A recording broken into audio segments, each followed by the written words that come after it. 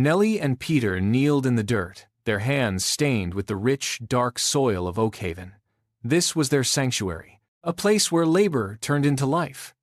Behind them, the cooperative greenhouse stood as a testament to their shared vision, glistening in the afternoon sun. Nearby, Diane meticulously adjusted a sensor on a fragile sapling, while Teddy tightened a bolt on a sturdy tractor. This was their life, built on a foundation of unwavering trust and honest sweat. They believed the land would always provide, unaware that shadows were stretching across the valley, threatening to swallow everything they had planted. It was a moment of pure, unsuspecting peace before the coming storm. Across the valley, Greg and Kurt watched from the leather interior of a luxury sedan. Greg tapped his expensive gold watch, his eyes fixed greedily on the fertile expanse. Kurt spat out the window, wiping his mouth with a greasy rag. "Look at them, playing with dirt," Kurt sneered with pure contempt. "They have no idea the bank is already tightening the noose." Greg flashed a predatory grin, his voice smooth as silk. "It is not just the bank. We have an inside edge. We have Sonia."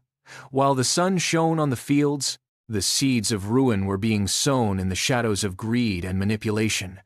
The trap was set, and the bait was already taken. In the dim light of the village office, Sonia sat trembling. Greg slid a thick, leather-bound briefcase across the desk. "Clear your debts, or watch your life collapse," Greg whispered, his voice a poisonous lullaby. Sonia looked at a framed photo of herself with Nelly, then slowly pushed the briefcase into her drawer. The betrayal began in absolute silence. Months later, the harvest was gone. Nelly stood in the office, holding a stack of empty invoices. "Sonia, the accounts are empty," Nelly said, her voice shaking with disbelief. "We sold every crate, but there is nothing left." Sonia leaned back, her eyes like ice. "Your organic experiments are a black hole. Nelly, you are too incompetent to manage a business. Leave the numbers to someone who understands them." The sting of the insult burned deeper than the loss of the money. The final blow struck at the Winter Gala.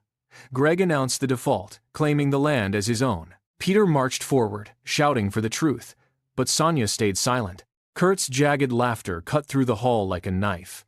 But that night, in Teddy's workshop, the air smelled of coal and defiance. Teddy slammed his hammer down. "They think they have won, but they left a trail." Diane pulled a silver flash drive from her pocket. Sonia deleted the files, but she forgot the cloud backup. On the screen, the truth glowed. Massive transfers to Greg's personal account. Nelly's gaze hardened. "We go to the Federal Bureau." Days later, the doors were kicked open. Tactical officers swarmed Greg's office. "Greg Vance, you are under arrest," the investigator barked. Greg turned ashen, and Kurt wept as he was tackled to the floor. By the next weekend, the community gathered at the farm.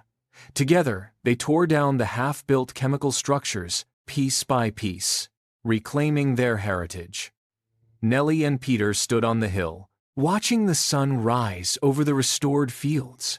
The soil was clean again, the harvest was plentiful, and the dream they had built together finally took root. Justice had been served, and the earth was finally at peace. They were home, and this time, the foundation was unbreakable.